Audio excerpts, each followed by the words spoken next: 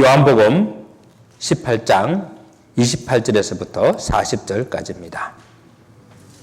그들이 예수를 가야바에게서 관정으로 끌고 가니 새벽이라 그들이 더럽힘을 받지 아니하고 유월절 잔치를 먹고자 하여 관정에 들어가지 아니하더라.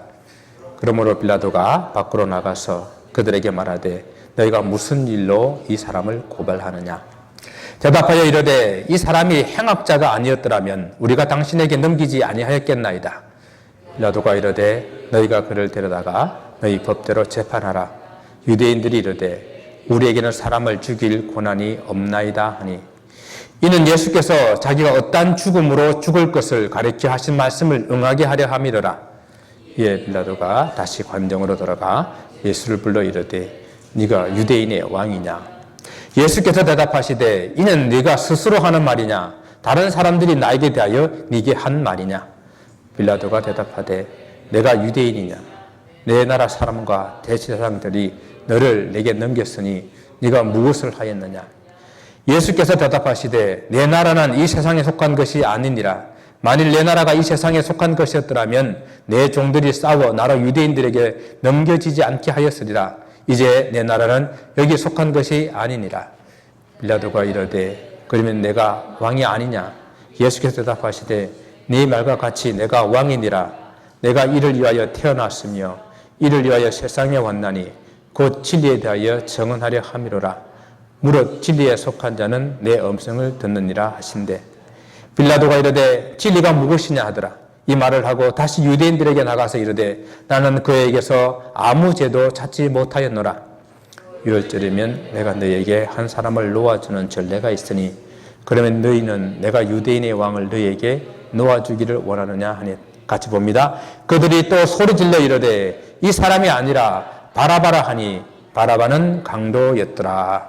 아멘. 예수님의 마지막 그 긴 밤은 바로 새벽으로 이어졌습니다. 예수께서 겟세마네 동산에서 붙잡히셔서 안나사에게로 끌려가서 신문을 받으셨습니다. 정말 신문할 자격도 없는 안나스가 제자들은 누구이며 또 예수께서 제자들에게 무엇을 가르쳤는지 무엇을 교훈하였는지 신문을 했습니다. 그러나 그는 아무런 소득을 얻지 못했습니다. 예수님은 다시 대제사장 가야바에게로 끌려가서 신문을 받습니다. 대제사장 가야바는 새벽에 급조된 사내들인 공회를 열고 거짓 증인들을 세워서 예수님을 신성모독의 죄로 사형에 해당하다고 판결을 하게 됩니다. 사내들인에서 신문한 그 당일날 원래 재판하여 판결하지 못하도록 되어 있는 그런 법이 있지만 그것도 어기고 예수님을 신성모독의 죄로 사형에 해당하다고 이렇게 판결을 한 것입니다. 그리고 이제 예수님을 다시 빌라도에게 보내집니다. 빌라도 앞에서 재판을 받으시는 그런 과정을 통해서 분명하게 드러난 점이 있는데 그러한 점을 함께 마음에 새기고 또 우리에게 교훈하는 것들이 무엇인지를 오늘 한번 생각해 보기를 원합니다. 자, 유대인들이 예수님을 빌라도에게 고발하기 위해서 안토니아 요새에 있는 빌라도에게 예수님을 끌고 갔습니다. 빌라도는 로마에서 파견한 그 행정을 책임지고 있는 총독이었습니다. 그의 정식 이름은 본디오 빌라도라고 하고 그리고 그는 로마의 티베리우스 황제 때에 유대 지역을 다스리는 그런 총독으로 임명되어서 AD 26년부터 36년까지 10년 동안 유대를 통치했던 총독입니다. 이스라엘을 통치하는 그런 로마의 총독부는 원래 그 당시 수도였던 가이사라에 있었습니다. 그런데 이런 절기 때가 되게 되면 총독부가 예루살렘 안토니아 요새에 설치되고 그리고 절기 때에 수많은 사람들이 그 예루살렘 올라오게 되는데 그 치안을 담당하고 또 혹시 있게 될 그러한 소요 사태를 진압하기 위해서 경계 태세를 강화하는 그러한 일들을 하게 됩니다. 오늘 우리는 이 빌라도가 예수님을 대하는 그런 행동을 보면서 확실하게 예수님을 이렇게 재판하는 것에 많은 부담을 가지고 있는 것을 이렇게 우리는 보게 되는데요. 예수님을 재판해야 하는 걸 빌라도 마음이 그렇게 크게 기쁘지가 않고 재판하는 것을 자꾸만 꺼려하고 있습니다. 그래서 빌라도는 되도록 재판은 다른 곳에 이렇게 넘기려고 하는 그런 모습을 봅니다. 빌라도는 예수님을 끌고 유대인들에게 질문합니다. 너희가 무슨 일로 이 사람을 고발하느냐? 어찌 보면 그냥 당연한 그런 질문같이 보이지만은 이 빌라도의 말은 야, 이 새벽, 이른 아침부터, 이 꼭두 새벽부터 이게 무슨 일이냐라고 하는 짜증 섞인 그런 어떤 질문이에요. 마치 이 법정에 문 열기를 기다렸다가 문 열자마자 들어와가지고 예수님을 고발하는 그런 모습입니다. 좋은 일도 아니고요. 예수님 죽여달라고 고발하는 그런 유대인들을 보고 좀 짜증이 섞인 그런 투로 이야기를 하고 있다고 생각하면 됩니다. 유대인들이 마음이 아주 급했어요. 지금 이 시간에 6월절이고 또 곧 안식일이기 때문에 이 일을 빨리 처리하고 자기들은 6월절에 또 안식일에 들어가고 싶었던 것입니다. 그런데 빌라도가 빨리 결정해 주지 않고 필요 없는 질문을 하는 겁니다. 그래서 유대인들도 짜증이 났습니다. 그들이 대답합니다. 이 사람이 행악자가 아니었더라면 우리가 당신에게 넘기지 아니하였겠나이다. 예수님이 행악자라는 거예요. 여기서 행악자라는 말은 뚜렷한 죄를 지명하는 것이 아니라 나쁜 사람이라는 거예요. 범죄자라는 이야기예요. 이 얼마나 궁색한 변명입니까? 빌라도는 예수님을 재판하는 것을 꺼려하면서 너희가 그를 데려다가 너희 법대로 재판하라 하고 돌려보내기를 원했었습니다. 여러분 느끼지 않으세요? 이 빌라도가 재판하기를 되게 꺼려하며 싫어하는 그런 모습을 여기서 보게 됩니다. 또한 이 마태복음에 보게 되면은 또 다른 이유를 우리가 보게 되는데 빌라도 총독이 이 재판석에 앉았을 때에 그의 아내가 사람을 보내가지고 이렇게 말합니다. 저 옳은 사람에게 아무 상관도 하지 마옵소서. 오늘 꿈에 내가 그 사람을 인하여 애를 많이 태웠나이다. 그렇게 전가를 보내가지고 빌라도에게 그 일에 대해서 조심하게 말을 합니다. 빌라도 아내가 무슨 꿈을 꾸었는지는 모르지만은 예수님은 옳은 분이라는 것을 그녀가 확실히 알았고, 그리고 빌라도가 예수님을 재판하여 그분에게 죄를 정하는 그 일을 하지 말고 그냥 석방해 주는 것이 좋겠다고 충고한 거예요. 이 예수님의 옳은 사람이라고 말하는 이 옳다라는 이 이야기는 신약 성경에서 약 79번 그런 정도에 나오는 그런 단어로서 의롭다라는 그런 뜻이에요. 의롭다. 이 단어가 하나님 앞에 쓰게 될 때는요, 하나님은 의로우신 분이다라고 표현할 때에 이 단어를 쓰게 돼요. 또 이 단어를 사람에게 쓰게 되게 되면은 이런 사람은 하나님과 그리고 사람의 그 법을 잘 지키는 그런 사람, 법을 어기지 않는 사람, 그런 사람을 나타내게 될 때에 이 디카이오스라는 이 단어를 쓰게 됩니다. 이렇게 아내가 충고를 하는 충고를 듣고, 여러분 아내가 충고하면 어떻게 해야 돼요? 모르겠어요? 김정면 집사님 오늘 기도하셨는데 아내가 충고하면 어떻게 해야 됩니까? 그래요, 잘 들어야 됩니다. 그게 정답이에요. 아내가 충고하면 잘 들어야 살 길이 열리는 거예요. 이렇게 말씀하다 보니까 정말 오래된 옛날 유머 하나가 생각이 납니다. 아주 지독한 공처가였던 대장이 있었어요, 대장이. 근데 그 어느 날 그 대장이 군사들 다 모은 후에 한쪽에는 빨간 깃발, 한쪽에는 파란 깃발을 세워놔놓고 이렇게 명령했습니다. 아내를 두려워하는 자, 그들은 다 붉은 깃발 앞에 모이고, 아내를 두려워하지 않는 자, 그들은 다 파란 깃발 앞에 모여라 했더니 군사들이 일사불란하게 달려가서 모입니다. 어디가 모였겠습니까? 다 빨간 깃발 앞에 모여 있었어요. 그러니까 이 공처가인 대장이 그래 나만 공처가가 아니구나 하고 큰 마음 위로받는데 파란 깃발에 군사 하나가 딱 서가 있는 거예요. 그래가지고 그 군사한테 가가지고 정말 그 군사한테 대단하다라고 칭찬하며 너야말로 진정한 군인이다라고 이렇게 칭찬합니다. 그래서 당신은 어찌하여 그 아내를 두려워하지 않는지 그 비결을 좀 말해줄 수 있느냐라고 물어봤더니 뭐라고 말했습니까? 우리 마눌님이 사람한테는 절대 가지 말라 그랬습니다. 참 오래된 그런 유머죠. 빌라도도 아내 말을 전해 듣고 난 다음에 그 말대로 예수님을 그냥 놓아주려고 애를 쓰고 있는 모습을 봅니다. 그래서 빌라도는 다시 제안합니다. 유대인의 명절에는 사람을 하나, 죄인을 하나 놓아주는 그런 전례가 있는데 예수님을 좀 놓아주면 어떻게 했느냐 이렇게 제안을 한 겁니다. 그럼 우리 강복절 특사 있잖아요, 그죠? 강복절 특사 이런 것처럼 그때에 이렇게 한 사람을 죄인을 사면해 주자라는 것이죠. 그래서 유월절 특사로 백성들이 원하는 사람을 총독이 풀어줄 수 있는데 누구를 풀어줄까 이렇게 제안을 한 것이죠. 빌라도는 당연히 사람들이 예수님을 풀어주자고 할 것 같았고 또 그걸 원했었습니다. 그러나 유대인들은 이미 대제사장들과 바리새인들에게 매수되었어요. 예수님이 아닌 바라바를 놓아달라고 소리칩니다. 정말 옛날이나 지금이나 무리들이 모이면 어떤 진리나 어떤 정의 있는 것보다도 자기들이 이루어지는 목적을 위해서 소리치면 다 해결된다고 이렇게 생각하는 것 같아요. 여러분, 역사 이래로요. 정말 정권을 잡고 있고 권력을 가지고 있는 사람들이 이렇게 항상 옳은 일을 하는 거 잘 못 봤고요. 그렇다고 해가지고 다수가 항상 옳은 것들도 사실은 아니었어요. 오늘 어쨌든 이 빌라도는 애를 썼지만은 그 노력은 별 효과도 없이 상황만 더욱더 긴급하게 돌아가고 있는 모습을 이렇게 보게 됩니다.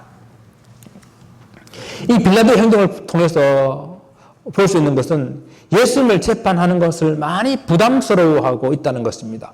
여러분, 왜 그렇게 했습니까? 왜 지금 이 빌라도가 예수님을 재판하는 것을 부담스러워하고 꺼려하고 있을까요?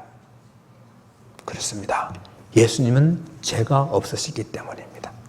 예수님은 무죄하시기 때문에 죄가 없으신 그분을 고발해서 지금 그분을 이유 같지 않은 그런 이유를 가지고 지금 고발하고 있는 이 사람들을 한 나라의 통치자가 그들을 모를 리가 있겠습니까? 그분을 지금 심판하고 싶지 않은 거예요. 그 자료의 진위에 대해서는 아직도 많은 논란이 있기는 하지만 예수님의 죽음과 관련해서 직접 이 재판을 했던 이 본디오 빌라도가 로마 황제에게 보낸 그런 보고서로 알려져 있는 빌라도의 보고서라는 문서가 있어요. 이 문서는 발레리우스 파트리투스라는 이 역사학자가 있었는데 이 사람이 AD 15년에 태어나가지고 가이사라 황제와는 아주 친한 벌수였고 그리고 그가 16년 동안 로마의 군대를 지휘하는 그런 지휘관으로 있었었는데 그가 역사학자입니다. 그가 본디오 빌라도가 황제에게 보냈던 이 서신을 그가 가지고 다시 기록한 그 내용이 바로 빌라도의 보고서라는 그 내용입니다. 이 내용을 보게 되면은 그 안에 빌라도는 예수님에 대해서 잘 알고 있었어요. 심지어는 예수님을 보호하려고 하기까지 했었습니다. 그리고 그 예수님을 이 법정에서 만났을 때에 그는 마치 사시나무 떨듯이 그 하나님의 신적 권위 앞에 부들부들 떨었다라고 이렇게 기록을 하고 있어요. 이 빌라도의 보고서라는 이것이 여러 가지 비판도 있고 하기 때문에 그것이 아니라고 하더라도 한 나라를 책임지는 총독이 되고 나면은 제일 먼저 하는 것이 그 나라의 모든 정치적인 그러한 부분에 대해서 다 보고를 받는 것입니다. 다 보고받고 파악하는 것이죠. 그것이 제일 먼저 관례였기 때문에 당시 모든 사람들에게 알려져 있었던 예수님에 대해서 몰랐다라고 하는 것은 있을 수 없는 일이거든요. 여러분, 우리가 지금 일본과 아주 관계가 좀 최악의 길로 가고 있는데 일제강점기 시대 때에 일본 총독부가 우리나라에 들어와서 총독부를 설치했을 때에 어떻게 했는지 아시잖아요. 그죠? 그런데 지금 그 우리나라보다도 남한의 4분의 1밖에 안 되는 조그만한 나라, 그 나라에서 예수님이 얼마나 유명해지고 알려져 있는데 그 예수님을 로마 총독이 몰랐다는 것은 이해가 안 되잖아요. 그분이 무엇을 하고 어떤 일을 했다는 거 다 알고 있습니다. 그래서 이 빌라도는 예수님을 재판하는 것에 대해서 부담을 느끼고 자기에 의해서 이 무죄한 예수님을 판결하고 하는 그 일을 피하고 싶었던 것입니다. 빌라도가 이 유대인의 고발의 배경이 무엇인지 너무도 잘 알고 있었기 때문입니다. 그들은 예수님을 신성모독죄로 고발했고요. 그리고 그들은 예수님이 황제에게 세금을 내지 말라고 그런 반역 행위를 했다라고 고발을 했고요. 예수님은 스스로 그가 유대인의 왕이라고 말하면서 백성들을 미혹했다고 그렇게 고발을 했습니다.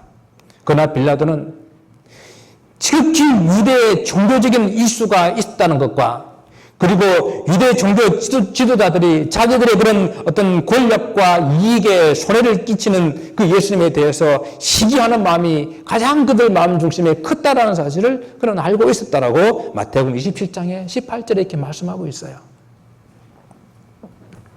예수님을 직접 신문하고 난 빌라도의 입에서 한 고백이 여러분 무엇입니까? 요한복음 보게 되면 빌라도는 재판을 진행하면서 세 번이나 반복적으로 이 말을 하고 있어요. 먼저 예수님을 신문하고 난 뒤에 이렇게 말합니다. 나는 그에게서 아무 죄도 찾지 못하였노라. 18장 38절에 이렇게 말했고요. 그 다음에 19장 4절에 보게 되면 내가 그에게서 아무 죄도 찾지 못한 것을 너희로 알게 하려 함이로라. 19장 6절에서는 너희가 친히 데려다가 십자가에 못 박으라. 나는 그에게서 죄를 찾지 못하였노라. 그러는 세 번이나 반복해서 나는 그에게서 죄를 찾지 못했다. 예수님의 무죄를 그는 고백하고 있는 것입니다. 누가복음에서도 이 빌라도의 고백을 동일하게 기록하고 있습니다. 이르되 너희가 이 사람이 백성을 미혹하는 자라 하여 내게 끌고 왔도다. 보라, 내가 너희 앞에서 신문하였으되 너희가 고발하는 일에 대하여 이 사람에게서 죄를 찾지 못하였다라고 누가복음 23장 14절에 분명하게 말씀을 하고 있어요. 예수님을 세상 법정에 세워서 죄를 정하기를 원했지만은 당시 그 재판을 맡았던 빌라도 총독의 입에서 나온 고백은 뭡니까? 예수님은 무죄, 죄가 없다라는 것이에요. 예수께서 무죄하심에 대한 증언은 이외에도 많이 있습니다. 물론 구약의 선지자들, 예수님을 믿는 제자들, 또 이 제자들이 예수님의 하나님의 아들로 또 메시아로 고백해서 충분히 증명할 수 있는 증거를 우리는 얻을 수가 있어요. 또한 그뿐만 아니라 우리 하나님께서 직접 말씀하셨고 그리고 성령께서 증명해 주시는 그런 말씀들이 많이 있지만은 오늘 우리는 본문을 통해 가지고 예수님을 반대하는 무리들의 입들 속에서 예수님을 믿지 않는 그 무리들의 입을 통해서 그 세상 사람들의 입을 통해서 증언하고 있는 그 증언을 듣고 싶은 것입니다. 여러분, 빌라도라는 역사적인 인물, 예수를 믿지 않는 그런 세상의 권력의 재판관으로서의 그 입에서 나오는 그 증언은 우리에게 일이 정말로 사실이었구나 하는 것을 더욱더 확인시켜 주는 것입니다. 예수님을 팔았던 가룟 유다도 예수님께서 체포되어 신문을 받고 사형을 언도받게 되자 예수님을 배반하고 판 것을 후회하며 그가 받은 그 은삼십을 다시 대제사장과 장로들에게 갖다 주며 말합니다. 내가 무죄한 피를 팔고 죄를 범하였도다. 가룟 유다는 뒤늦게 후회하고 돈을 갖다 주었지만은 대제사장들이 그를 받아줄 리가 없지 않았습니까? 그래서 그 돈을 성소에 던져버리고 가서 스스로 목매어 자살하고 말았습니다. 빌라도가 예수님이 갈릴리 사람이라는 말을 했을 때에 그 예수님의 갈릴리 사람이라는 말을 듣고 예수님을 헤롯에게 보내게 됩니다. 여기 나오는 헤롯은 헤롯 대왕, 우리가 알고 있는 헤롯 대왕의 아들로서 갈릴리 지역을 다스리는 헤롯 안티파스를 말합니다. 헤롯도 유월절을 지키기 위해서 예루살렘에 아마 올라와 있었던 것 같습니다. 그러나 이 헤롯 안티파스도 예수님을 신문하고 난 다음에 아무런 죄를 찾지 못하고 다시 그를 빌라도에게 돌려보냅니다. 그래서 예수님 다시 인계받은 빌라도가 이렇게 말해요. 헤롯도 예수께 아무런 죄를 찾지 못하고 내게 다시 보냈으니 나도 그냥 때려서 보내겠노라 라고 이야기를 하고 있는 거예요. 좀 나중에 나오는 19장에 나오는 그런 이야기지만은 예수님께서 십자가 사형 그 현장에 있었던 사람들도 동일한 고백을 하게 됩니다. 예수님과 함께 십자가에 못 박혔던 한편 강도가 예수님을 비방하는 다른 편 강도를 책망하면서 이렇게 말하잖아요. 우리는 우리가 행한 일에 대해서 상당한 보응을 받는 것이니 이에 당연하거니와 이 사람이 행한 것은 옳지 않은 것이 없느니라. 그리고 그 사형을 실제로 집행했던 로마의 백부장은 예수께서 운명하시는 것을 보면서 이 사람은 정령 의인이었도다. 이렇게 예수를 판 사람의 입에서, 예수를 믿지 않는 사람들의 입에서, 예수를 실제적으로 그 사형을 집행한 사람의 입에서 예수님은 의인이다. 예수는 죄가 없다. 이렇게 선포하는 그 증언을 우리는 듣고 있습니다. 유대 역사에 대한 기록 중에서 예수님 시대에 가장 가까운 그런 시기에 있었던 사람으로서 요세푸스라는 사람이 있습니다. 아마 가끔 이렇게 들어보셨을 거예요. 이 사람은 예수님께서 돌아가신 직후에 태어난 그런 유태인인데 나중에 로마 황제한테 충성했다라는 그런 이유로 변절자가 되어서 변절자로 낙인 찍혔고 유대인들에게 아주 많은 비판을 받았던 그런 사람이에요. 근데 그가 역사를 기록할 때는 오히려 유대인 편에서 역사를 기록했기 때문에 또 다른 역사가들을 통해서는 그가 사이비 역사가다 이렇게 비평을 받는 그런 사람입니다.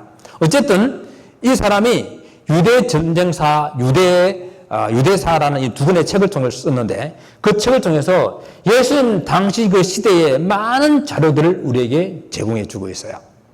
그의 책에 이런 말이 나옵니다. 이 당시에 예수라는 사람이 있었는데 만일 예수를 사람이라고 부르는 것이 타당한지 모르겠지만은 그렇게 부를 수 있다면 그는 진짜 참 지혜자였다. 왜냐하면 그는 놀라운 일들을 행하는 사람이었고 기쁨으로 진리를 받아들이는 사람들의 참된 스승이었기 때문이다. 그는 많은 유대인들과 이방인들을 모두 그에게 불러 모았고 그는 그리스도였고 그는 죽은 지 사흘 만에 부활했기 때문이다. 이렇게 예수를 믿지 않는 유대인이 역사를 기록하면서 예수님에 대해서 이렇게 자세하게 기록해 놓았습니다. 그렇습니다. 예수께서는 유대 권력자들에서 신문을 받고 정죄되고 세상 권력에서 신문을 받고 재판을 받았지만은 예수님을 팔아넘긴 자도 예수님을 고발하는 자들도 그리고 그 재판을 담당했던 자들도 다 예수님께서는 죄가 없다라는 것을 알고 고백하고 있는 것입니다. 그럼 모두가 다 예수님이 무죄하다라는 것을 알고 있는데 왜 이 본디오 빌라도는 하나님의 아들 예수 그리스도에게 사형을 언도했을까요? 빌라도도 그 스스로 이 재판을 피해보려고 했었잖아요. 재판에서도 예수님을 좀 석방해보려고 노력했잖아요. 그런데 우리가 다 알다시피 왜 예수님은 빌라도에게 이 사형을 언도받고 십자가를 지셔야 했습니까? 오늘 우리가 예배를 드리시면서도 우리 사도신경을 고백했잖아요. 그죠? 지금 사도신경 많이 고백했죠. 그래서 사도신경을 고백할 때마다 본디오 빌라도에게 고난을 받아서 십자가에 못 박혀 돌아가시고 그런 날마다 고백할 때마다 예배 드릴 때마다 본디오 빌라도가 예수님을 고난을 주고 십자가에 못 박게 했다라고 우리는 계속해서 고백하며 일종의 저주지요. 계속하고 있지 않습니까? 원래 처음 사도신경이 만들어질 때 이 니케아 종교에서 만들어졌는데 그때는 이 본디오 빌라도라는 이 부분이 없었어요. 그런데 그 뒤에 381년 콘스탄티노플 공회 때 모여가지고 이 본디오 빌라도라는 이름을 집어넣었습니다. 한번 엄밀하게 한번 따져보게 되면은 이 본디오 빌라도라는 이름 대신에 누가 들어가면 좋겠어요? 가룟 유다한테 배반을 받아서 이렇게 하면 우리가 다 아는 이야기잖아요. 아니면은 대제사장과 유대인들에게 신분을 받고 십자가에 못 박혀 죽었다 이렇게 이야기하면 될 것 같은데 그 이름 대신에 본디오 빌라도에게 고난을 받고 십자가에 못 박혀 죽었다는 그 이야기가 있습니다. 왜? 그래서 우리는 다시 한번 왜 본디오 빌라도는 예수님을 이렇게 사형을 언도할 수밖에 없었을까 생각해 보기를 원합니다. 물론 빌라도의 입장에서 보게 되면 충분히 변명할 수도 있을 것입니다. 나는 예수님을 심판하고 싶지 않았습니다. 그리고 내가 예수님을 석방하려고 얼마나 노력했는지 알지 않습니까? 라고 변명할 수 있을 것입니다. 맞는 말입니다. 하지만요, 빌라도가 그 책임을 면할 수 없는 것은 그가 가지고 있었던 그 정치적인 욕심을 그는 결코 내려놓지 못했다라는 것입니다. 빌라도가 예수님을 놓아주려고 하자 유대인들은 더 큰 소리를 지르며 예수를 십자가에 못 박으소서라고 외쳤습니다. 점점 더 소리가 커져갑니다. 빌라도가 무리를 위해서 위협을 느끼며 그걸 생각하기를 오히려 밀란이 일어날까 그는 염려하게 되었습니다. 여러분, 로마 총독으로서 그가 재직하는 동안에 밀란이 일어나게 되게 되면 황제로부터 면책을 받고 그 자기 정치적인 입지가 흔들리게 됩니다. 빌라도는 이미 예수님을 재판하기 전에 그가 총독직을 위협하는 민중봉기가 2번이나 있었어요. 첫 번째는 로마군이 투입해가지고 예루살렘을 좀 세속화시키려 보려고 시도를 했는데 적각 유대인들이 봉기를 일으켜 폭동을 일으켰습니다. 그래서 빌라도는 5일 만에 군대를 철수시켰습니다. 두 번째는 예루살렘에 있는 헤롯 궁전에다가 로마 기념비를 세워놨는데 그 기념비를 제거하라고 또 폭동을 일으켰습니다. 빌라도는 이제 그 생애 가운데 가장 중요한 그런 결단을 해야 될 그런 순간에 이미 대제사장들에게 매수당한 무리들이 소리를 지르며 예수를 십자가에 못 박아라고 소리 지르게 될 때에 그는 자기의 그 정치적인 욕심을 내려놓지 못하고 그곳에 무릎을 꿇고 만 것입니다. 그들은 다시 더 협박합니다. 19장에서는 만약 당신이 이 사람을 놓으면은 가이사의 충신이 아닙니다라고 소리 지릅니다. 자칭 유대인의 왕이라고 하는 이 사람을 놓아주게 되면은 당신은 가이사의 반역자입니다라고 협박을 합니다. 이 말은 빌라도에게는 아주 치명적인 거예요. 빌라도의 정치 생명이 완전히 끝나는 그런 이야기입니다. 사실 빌라도가 유대 총독으로 오게 된 것도 원래 유대 지역을 다스리던 분봉왕이 있었어요. 아켈라오스 헤롯이. 이 아켈라오스 헤롯이 있었는데 이 사람이 아주 폭정을 했기 때문에 유대인들이 편지를 썼어요. 로마 황제한테. 우리는 이 사람을 왕으로 할 수가 없습니다. 편지를 썼으니까 로마 황제가 이 아켈라오스를 파면시켜 버렸습니다.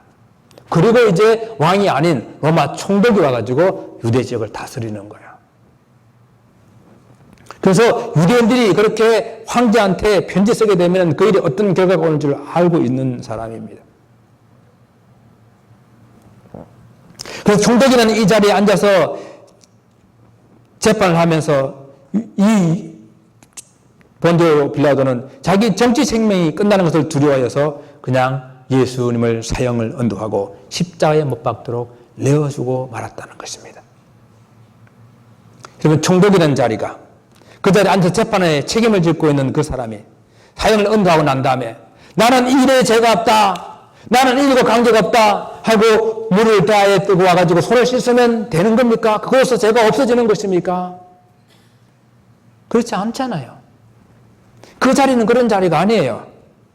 그가 그 재판에 책임을 지고 있는 사람이었습니다. 자기 입으로 스스로 말했잖아요. 나는 이런 사람이야. 나는 당신을 놓을 수 있는 권한도 있고 당신을 가둘 수 있는 권한도 나에게 있어라고 그 입으로 말했잖아요. 그렇습니다. 본디오 빌라도는 예수님을 석방시킬 수 있는 권한도 있고 가둘 수 있는 권한이 그에게 있었어요. 다시 한번 여러분 생각해 보시기 바랍니다.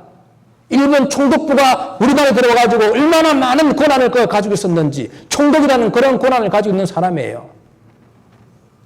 근데 그가 손 씻었다고 죄 없어지는 것이 아니라는 이야기입니다. 빌라도 총독은 결국 어떻게 되었습니까? 10년을 통치한 후 비엔나로 추방되어서 나중에 자살하고 말았다고 요세푸스가 기록하고 있습니다. 죄 없으신 예수님을 사형을 언도하고 예수님을 배반하고 판 가룟 유다처럼 그도 자살로 그 생을 마감하고 말한 것입니다. 여러분, 사람마다 그 자리와 직분에 맞는 책임이 있습니다. 우리가 하나님의 자녀, 크리스찬이라는 그 자리와 직분에는 그에 맞는 책임이 있다라는 거예요. 우리가 적어도 이 자리에 있다고 하는 것은 예수님을 믿고 구원받지 못할까 염려하는 그 정도 수준의 자리는 아니잖아요. 하나님의 자녀로서 예수 그리스도를 정말 나의 주인으로 나의 왕으로 섬기는 그런 크리스찬으로서 맡겨진 책임을 다하지 못한 것에 대해서 안타까움을 좀 가지고 있을 수 있어야 돼요. 왜 시간이 있었고 때로는 능력도 있었고 때로는 기회도 있었는데 왜 최선을 다하지 않았냐고 묻는 그 성령님의 음성에 우리는 귀를 기울일 수 있어야 합니다.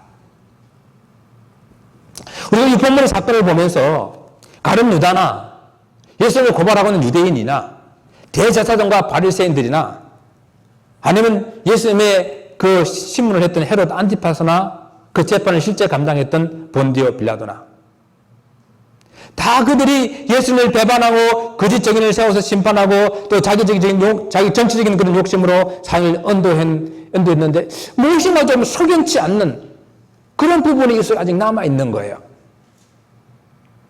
여러분 우리가 성경을 이미 보아서 요한복음을 지금까지 보고 오면서 알게 된 것은 뭡니까?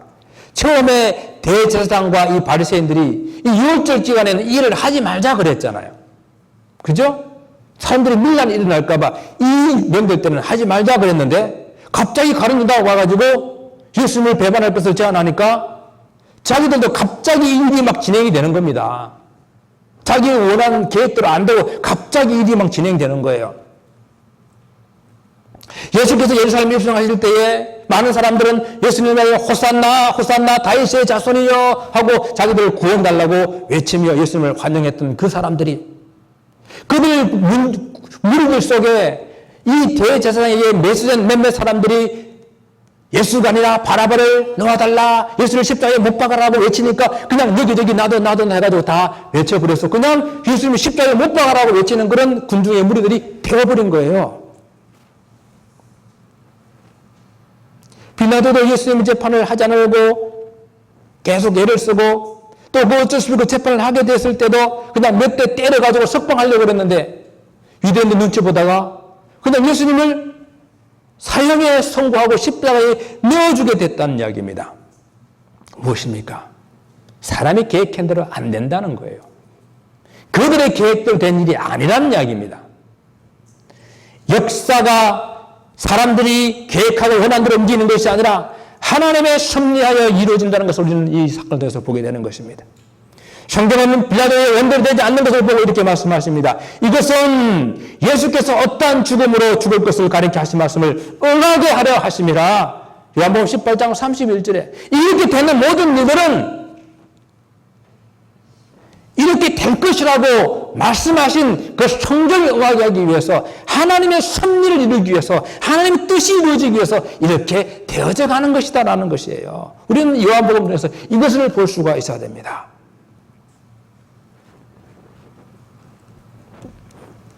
유대인들은 자기들이 사람을 재판하여 죽일 권한이 없다고 그래서 예수님을 데려왔다라고 이렇게 말하잖아요. 빌라도가 너희 법 있잖아. 너희 법대로 재판해라 라고 말하니까 우리는 사람을 죽일 만한 권한이 없다고 말했습니다. 그 말은 일부는 맞아요. 유대인들에게는 그런 권한을 주지 않아가지고 그렇게 사람을 사형시키게 되는 그런 큰 어떤 결정들은 로마 총독부가 했었습니다. 그런데요. 당시 로마 총독부는 이 유대인의 이 종교 문제는 너무도 골치가 아픈 거예요. 유대인들의 그 법을 율법을 다 알지도 못하고, 유대인들의 법은 꼬리에 꼬리를 쳐가지고요. 얼마나 많은 그런 규례들이 있는지 골치가 아파 죽겠는 거예요. 그래서 유대인들은 너희 종교 문제는 너희들이 해결해라. 그래가지고 사내들인 국회를 만들어 주었어요. 그래서 거기서 해결하면 되는 거예요. 그래서 거기서 신성 못 얻게 되면 뭐 합니까? 돌 던져 죽이는 거예요. 서대반을 그래가 죽였잖아요. 서대반은 돌 던져 죽였잖아요. 근데 예수님은 그렇게 죽이고 싶지 않은 겁니다. 하나님께서 예수님은 그렇게 죽음을 죽도록 놔두시지 않으신 것이에요. 이것이 이 역사를 주관하신 하나님의 섭리에 의해서 이 일이 진행되고 있다는 것을 우리는 보게 됩니다. 예수께서 하나님 아들로 오셔서 온 인류의 죄를 위해 죽으시는 이 사건이 당시에 가장 잔인하고 저주스러운 죽음인 십자가에 달려 돌아가시게 한 하나님의 섭리가 이 속에 있다라는 것입니다. 유대인들에게도 이것은 저주스러운 죽음이에요. 나무에 달린 자마다 저주를 받은 자라. 유대인들이 보기에도 저주스러운 죽음, 이방인이 보기에도 가장 저주스러운 죽음, 수많은 그런 세월이 지났던 오늘날 보더라도 십자가의 이 죽음은 가장 저주스럽고 잔인한 그런 죽음, 그런 죽음인 그 십자가에 당신의 아들을 달기 위한 하나님의 섭리가 있었다는 이야기입니다. 그러기 위해서는 하나님 아들 예수께서 세상의 권력인, 그 당시에 최고의 권력인 로마의 총독부 빌라도 앞에 서야만 했던 것입니다.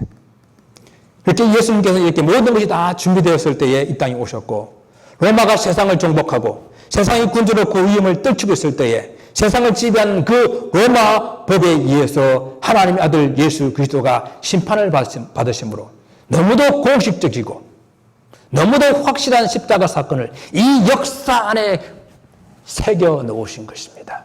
그것이 하나님의 섭리라는 것입니다. 역사는 하나님의 섭리 가운데 있습니다. 하나님의 섭리 가운데 악한 사람은 그 악함으로 쓰임을 받고 선한 사람은 그 선함으로 쓰임을 받는다고 말했습니다. 그래서 잠언 16장 4절을 보게 되면 여호와께서 모든 온갖 것을 그 쓰임에 적당하게 지으셨나니 악인도 악한 날에 적당하게 하셨느니라 라고 기록하고 있어요. 하나님께서 이 세상의 모든 것을 그 쓰임에 적당하게 지으셨습니다. 저 여러분 어떤 모습으로 하나님 앞에 쓰임을 받기를 원하십니까? 적어도 저 여러분은 악한 도구로 쓰임받는 사람들은 아닐 거라고 믿습니다. 하나님의 선한 도구로 쓰임을 받는데 이왕 하나님의 선한 도구로 쓰임받으려면은 여러분의 인생 가운데서 좀 하나님 나라를 확 살려나는, 하나님 나라를 확 좀 살려내는 그런 일에 쓰임받고 싶지 않습니까? 주와는 영혼은 하나님의 생명력이 기록할 수 있는 그런 일에 여러분들 인생을 좀 쓰임받고 싶지 않습니까? 정말 50명의 이 성도들을 이곳에 함께 예배드리자고 했을 때 저도 내가 그 이 일을 위해서 내가 하나님 앞에 쓰임받고 싶습니다. 그런 좀 결단하고 싶지 않습니까? 사랑하는 성도 여러분, 정말 예수님은 아무런 죄가 없으신 분이십니다.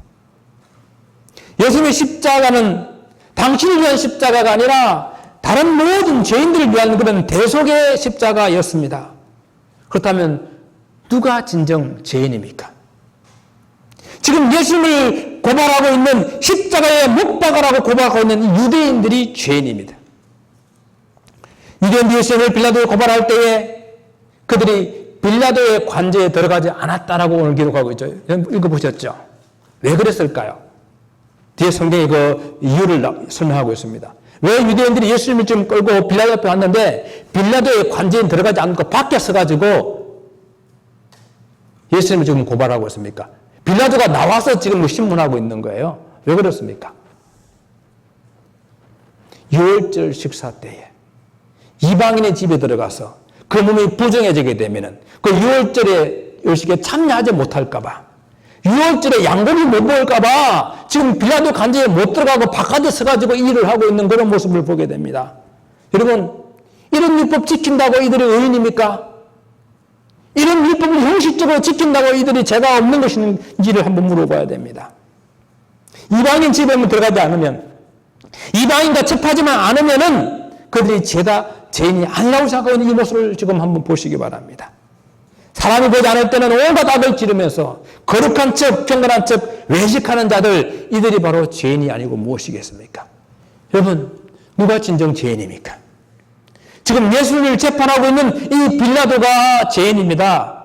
자기 욕심, 자기 권력을 내려놓지 못하고 진리보다는, 정의보다는 자기 출세가 더 앞서고 자기에 있는 그 모든 고난, 권력을 가지고 자기만을 위해서 살아가는 이 빌라도가 죄인인 것입니다. 저와 여러분, 우리 역시 죄인이에요. 주님의 은혜가 아니면 이 자리에 설 수도 없을 뿐더러 정말 아무것도 할 수 없는 우리가 바로 죄인입니다. 그래서 주님의 십자가는 바로 당신을 죽이려고 하는 그 유대인들을 위해서, 자기를 십자가에 못 박기 위해서 심판하고 있는 빌라도를 위해서, 그리고 이 모든 사실을 알고 있으면서도 하나님 뜻대로 살지 못하고 주님을 위해 선한 도구로 살아가지 못하는 저와 여러분 우리들을 위해서 주님께서는 스스로, 당신 스스로 그 십자가 앞에 당신의 몸을 내어놓으신 거예요. 예수님의 무죄는